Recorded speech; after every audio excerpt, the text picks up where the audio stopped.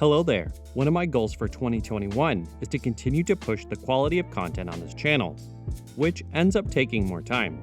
While I'm working on some other exciting projects, I want to try out different kinds of content, so let me know what you think of this Commander deck tour in the comments below, and let me know if you'd like to see more of them. For this Commander deck tour, I'm going through Kethis of the Hidden Hand. Kethis is 1 white, 1 green, and 1 black for a 3/4 legendary creature elf advisor. With a static effect, legendary spells you cast cost 1 generic mana less to cast, and an activated ability to exile 2 legendary cards from your graveyard. Until end of turn, each legendary card in your graveyard gains you may play this card from your graveyard. Right from the get-go, it's clear that Kethis cares about 2 things: legendary spells and the graveyard. I decided to build around a Superfriends theme to take advantage of the recategorization of Planeswalkers as legendary spells with Dominaria, with a sub-theme around Self-Melt to synergize with Kethis' recursive ability to play any legendary spell from your graveyard, including enchantments, sorceries, or even lands. The deck uses as many legendary cards as possible to make sure there's always enough to fuel Kethis' ability. The game plan of this deck is to self-mill, reanimate multiple Planeswalkers at once, add a bunch of counters, and then use their ultimates to win. Although Atraxa of Praetor's Voice is the more popular Superfriends commander because of her proliferate ability and the access to blue, Kethis' activated ability provides a recursive power that's hard to match. The deck is mostly a budget deck, but there's a few cards that break the bank that I had left over from drafts and trading. I will try to provide more budget-friendly options to those cards. First up, we'll go over win conditions. As a fair warning, this deck runs Sorin Markov and Vraska Relic Seeker as its main ways of taking a player out. If your play group is okay with them, great, but make sure to communicate before playing and be ready for some salty responses just in case. Vraska the Unseen is another I win the game card with her ultimate, but it's harder to pull off since the tokens are easier to block. Tevish Zot, Doom of Fools, creates blockers to protect your Planeswalkers, and its ultimate can do some work. Sorin, Grim Nemesis, brings card advantage and life loss with his +1, and his ultimate can create an unstoppable army of life-linking tokens. Next up is the main theme of the deck, Planeswalkers. Ajani Unyielding provides card advantage, removal, and can help other Planeswalkers work towards their ultimates. And Ajani the Greathearted does a mini impression while bringing vigilance to the table. Obnixilus Reignited provides card draw and removal.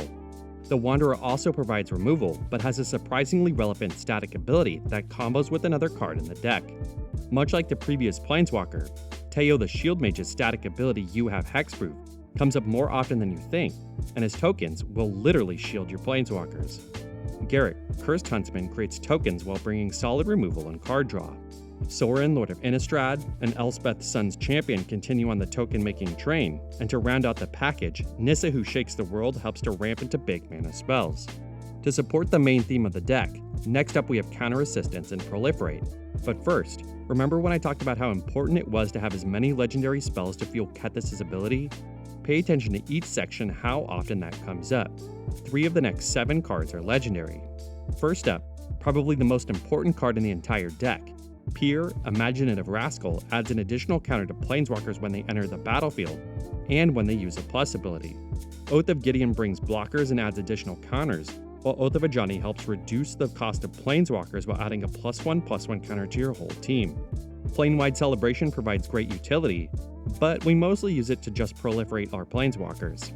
Evolution Sage works wonders with our land-focused ramp package, and Grateful Apparition's Flying Evasion helps trigger Proliferate surprisingly early.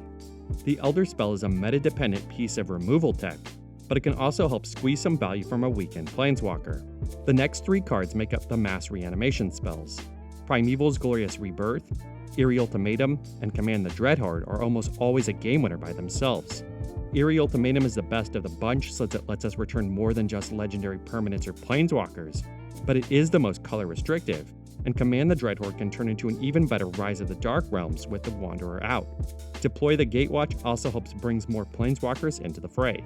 For single target recursion, Storiv, Devarkin Lich can help bring back creatures or Planeswalkers, and Nyxweaver does a decent impression of Eternal Witness while helping fuel the graveyard. Pull from Eternity provides a unique way to get back cards that might have been exiled from Kethis' ability, or just general graveyard hate. For tutors, Entomb is run-of-the-mill, but Thalia's Lancers provides flexibility in finding cards like Primeval's Glorious Rebirth, Urza's Ruinous Blast, or Yawgmoth's Vile Offering. Call the Gatewatch and Dejeru with Eyes Open, tutor only for Planeswalkers, but Dejeru also adds light damage prevention. For removal, we have Yawgmoth's Vial Offering adding Reanimation, Oath of Kaya adding Life Drain, and Oath of Liliana adding Token Creation. Settle the Score brings exile-based removal while adding counters to a Planeswalker. The Eldest Reborn is often a 6-for-1 with just the first 2 chapters. To round out the package, we have the more standard options like Swords to Plowshares, Generous Gift, and Beast Within. For board wipes, the number is less than a typical 5 because of the higher than average number of single target removal. Spicier options include Urza's Ruinous Blast and Massacre Girl, while Toxic Deluge is more standard. Languish, Crux of Fate, or Necromantic Selections could make a good budget replacement for Toxic Deluge. For card advantage, Sign in Blood, Read the Bones, and Funeral Rites are pretty standard, while Argyle's Bloodfast and Bolas's Citadel provide great repeatable advantage and are legendary spells. For protection, we start with Ghostly Prison on a body with Baird, Steward of Argive, move on to Hexproof Protection and a Mana Sink with Shalai, Voice of Plenty, and finally, Avacyn, Angel of Hope to help make a few token blockers into an impenetrable wall. Avacyn is one of the priciest cards in the deck, but could be replaced with the likes of Heroic Intervention or Soul of New Phyrexia.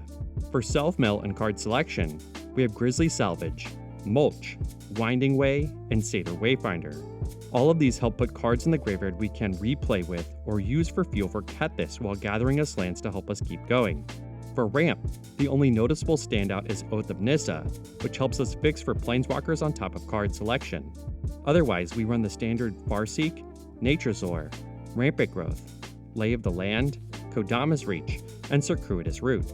We are running a budget mana base without fetch or shock lands, so being able to grab specific land types with Nature's Lore, Farseek, and Circuitous Route help us fix our mana greatly. To round things out, we have Talisman of Resilience and Talisman of Hierarchy. For the non-basic land package, we have Untadaki the Cloudkeeper, Tomb of Arami, and Flagstones of Trocaire as legendary lands that we can replay with or use as fuel for Kethis. Murmuring Bosk, Miskvale Plains, and Golgari, Selesnya, and Orzhov Guildgates are lands we can search with our ramp spells. Interplanar Beacon and Karn's Bastion help support our deck's Planeswalker theme, and Evolving Wilds and Command Tower fix our mana. For dual lands, we have Tainted Wood, Bountiful Promenade, and Wooded Bastion. And finally, Temple of the False God helps fuel our big mana spells. To finish everything off, 7 swamps, 6 forests, and 6 plains. And that's it. I hope you enjoyed this look at a Super Friends build of Kethis of the Hidden Hand. I'll see you in the next one.